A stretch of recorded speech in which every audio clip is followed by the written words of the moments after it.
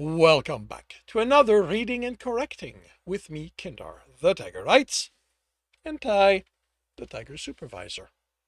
These are where I read a chapter from one of my stories and correct it as I go. If you want to listen to these live, it's every Tuesday morning, 8 a.m. Eastern Time on Twitch and YouTube. And if you are looking to support me, that is on my Patreon. Today we are doing chapter 43 of Stepping Wild. After a dozen turns, Tib decided they were far enough. While he hardly felt the earth he'd encased himself in, anyone else doing that could only stand it for a limited time. He stopped. I need to get out of this. Charlie raised an eyebrow at the earth that fell out of the glove Tibbs pulled off. Same happened with the other one. The fighter chuckled when more fell as he unstrapped the arm from the shoulder and it dropped to the ground.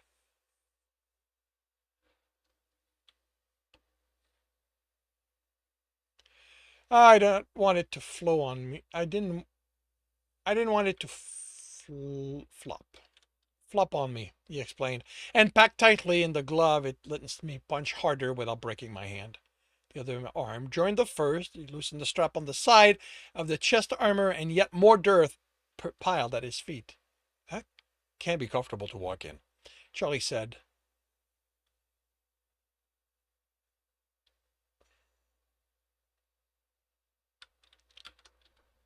How?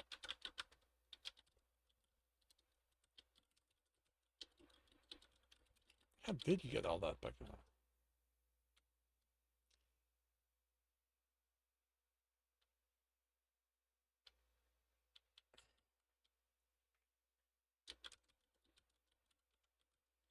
Tim shrugged, helping dislodge more of the dirt. I had help. And it was worth it for these thugs thinking I'm a brute. He got out of the chest piece and shook the dirt out of his chest.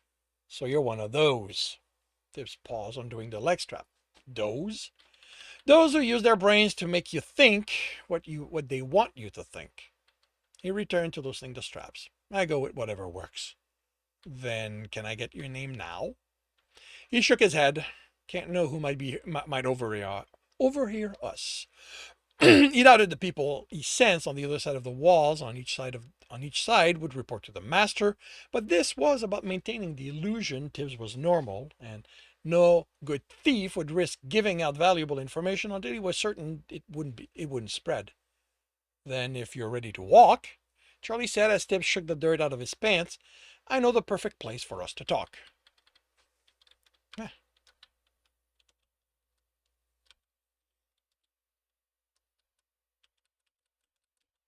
Mags! Charlie called to the woman behind the bar as soon as they entered. As soon as they entered the tavern. One for me and my friend. He headed for a table at the rear and sat, careless of having his back to the door. Tibbs sat facing him. Now that there aren't any ears I don't trust around, can I get your name? I appreciate the rescue, but I have to wonder why you're willing to take them on from me, especially to the extent of passing yourself off as a thug. He waited for the woman to place the tankard on the table, then thanked her with a couple of coppers. She raised an eyebrow to Charlie. I was paying for them. Then these can be thanks for the discreet service. Charlie chuckled. That comes with the ale. That's why I like this place. Then there'll be an expression of my generosity. Thank you, good sir. She returned to the counter. My name's Thibault, he said once she was behind it. Where are you from? I don't know that accent. Arthuron? Charlie paused, the tankard to his lip, then shrugged. Never heard of it. He took a long swallow. It's a city many months from on the other side of the border. Actually, I do say it here. Okay, good. Tim took a small one after removing the corruption and wood essence from his. And what brings you here? Tim smirked. Revenge. Charlie raised an eyebrow. If the rescue's to get me to kill someone you hate, I'm not doing it. I'll fight, and someone might die as a result, but straight up aiming to kill someone's bad luck. Luck's not a thing. Charlie smirked. And you know that how? I read it in a book. Charlie looked disgusted. I guess that if you're smart enough to act like a thug, I shouldn't be surprised you know your letters. You don't? I know them, no, but never got to making them mean anything. Every time I tried, all I got was a headache. I get enough pain fighting. They've studied him over the rim of this tankard. He'd watched Charlie fight before the encounter, and his odd way of doing it made Tibs think there was more to the man than just being a thug. But there had been no light on his word. How smart could he be if he didn't know that pushing through that pain led to learning? He took a sip of his mostly tasteless ale, rubbing the bridge of his nose, but then again, he knew well that cleverness didn't come from books. Some people simply had that. Never seen anyone fight the way you do. Charlie smiled. There was this woman going around the squares when I was younger, demonstrating that fighting. I followed her around for months. She was slim, hardly any muscle on her, but she took on anyone willing, and even the best of them went down. She was a little odd, always talking about the body and the mind and how they were the real tools in a fight. He shrugged and grinned. What I saw was how easily she won, and I wanted that. He laughed. It's nothing like she made it look like. I copied her movement as best as I could. Practice when I wasn't watching her. I'm nowhere near as good as her, but I made something of it. She wouldn't teach me? She wouldn't teach you? She thought anyone would. She thought anyone who was interested, but it was more lecture than fighting. She wouldn't train the body, she said, until she knew the mind was ready. Like I said, I get enough pain fighting, so I figured I could work it out by watching. He grinned. I like to think I manage it well enough. Tibbs nodded. One on one, Charlie easily moved around his opponent, almost like he knew where they were going to strike, and put a hand or an arm in the way and deflected it. Even when he dodged, it was with easy steps and always in preparation for a strike of his own, one with precision as well as strength. Tibbs had watched him take down and attack her with one hit in the pit of the shoulder. The woman had been left on the ground, crying in pain, cradling her arm. Even taking those in the alley, he held his own until the others joined in. Why did the master send those thugs to beat you? With others, the reason was clear. They committed their crimes without the master's approval, didn't pay the dues needed to gain that approval. As a thug, Charlie was someone the people under the master would hire to help them. If he didn't want to work the way they didn't hire him. Charlie shrugged. Just another misunderstanding. The word glowed slightly. Another? Like I said, it's nothing important. Just finished his ale, thinking over the complications that kind of unknown could bring. He stood. Too many. I'm glad I was able to help. Have a good rest of your day. Wait! Charlie grabbed his arm before he stepped away. You didn't help me for nothing. If you need me to be on good terms with him, or what a job you want me to do, I'll go kiss his ass.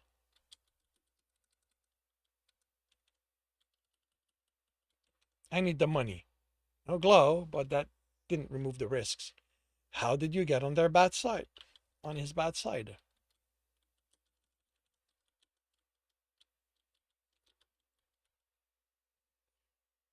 I don't.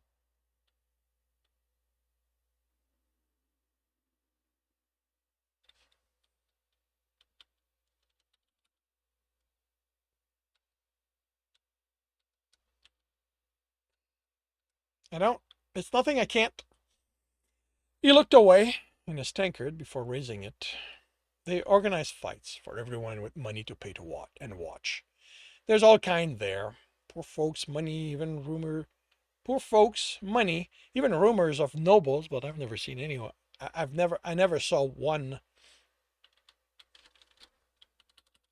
of those there. I'd call that. Oh,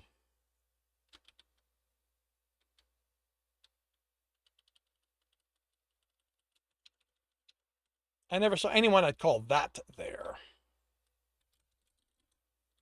I like to fight, so I got in and fought. I won more and more of my fights. I don't fight like the others, so people like watching me, and that meant I got more fights, made more money. I moved to fight. I moved on to fights worth more and more money. I loved it. I love it. Loved it. I loved it. Meant I lived well, and women love a man with money. I was looking forward to a lot of that. Mags brought a tankard to replace Charlie's. She looked at him and he shook his head. Charlie hadn't convinced him to stay yet. Then I was told to throw my fight, to make it look like I was on my way to winning, then let my opponent get in a lucky hit that took me down. I didn't want to. I don't mind losing against someone better, but throwing a fight? He shuddered.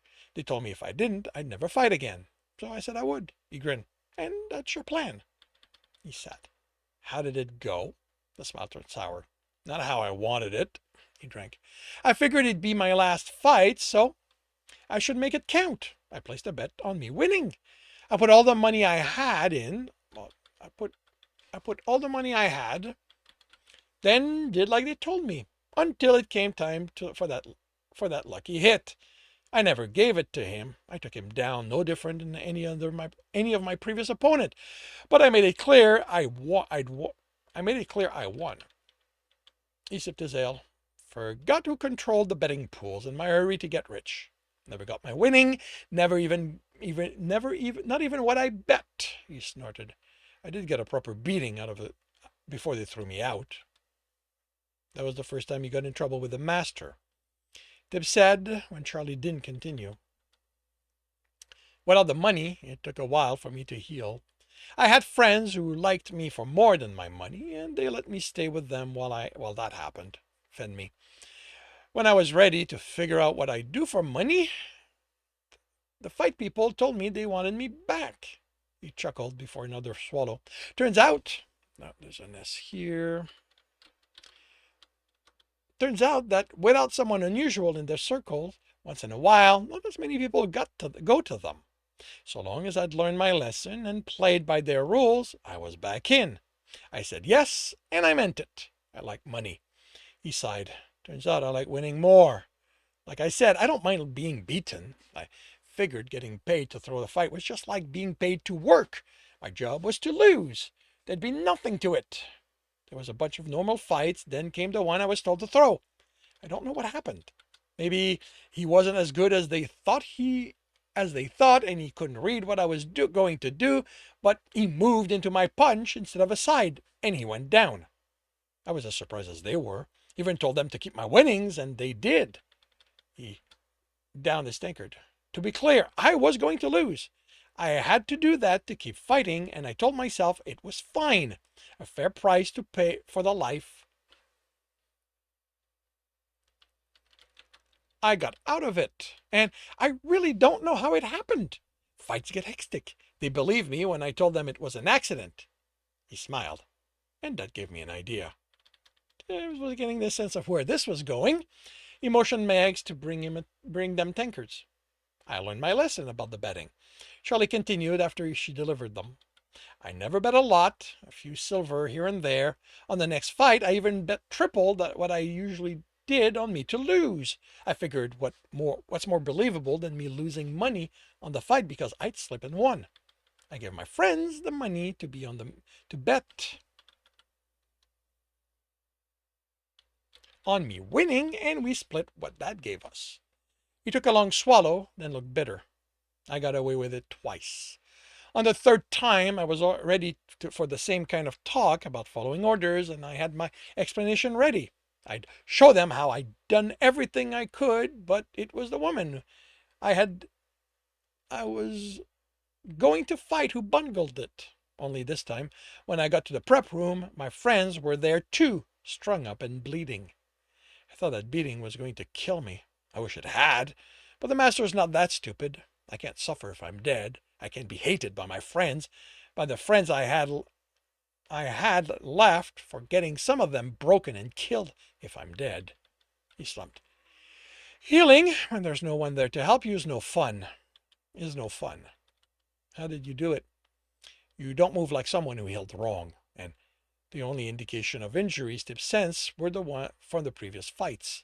Injuries that healed badly,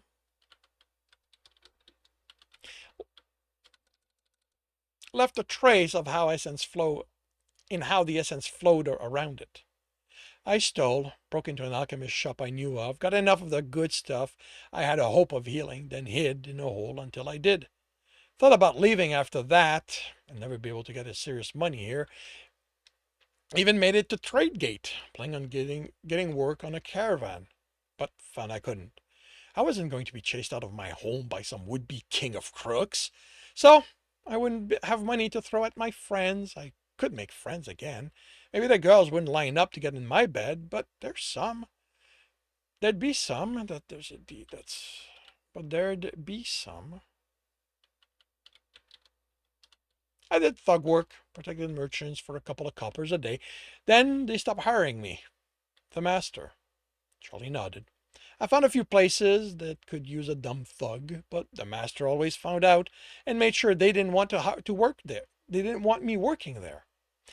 Even was a mule for a while, moving crates through the city, but that stopped too. He wanted me miserable, but I'm not. But I'm not the only fighter who got on his bad side, and we figured we could get a few coppers by setting up our own fights. We figured he wouldn't give a fuck if we wanted to beat each other up. We were wrong. That's the fight you saved me from. No idea what they did to the others. There had been glowing words here and there, exaggerations more than lies. Charlie straightened and let out a breath. But if you need me to mend my ways with the master for me to work for you, I'll go kiss his ass. I'm out of option. You don't have to mend anything with him. Emotion for Ailes.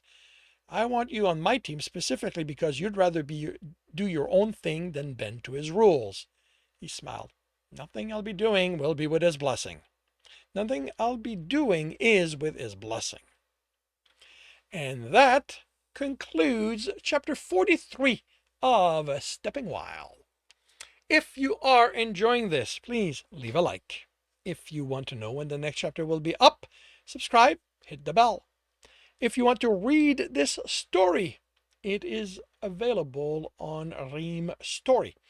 And if you want to listen to these live, it's every Tuesday morning, 8 a.m. Eastern Time on Twitch and YouTube. Links are in the notes, and with that, I shall wish you a good day.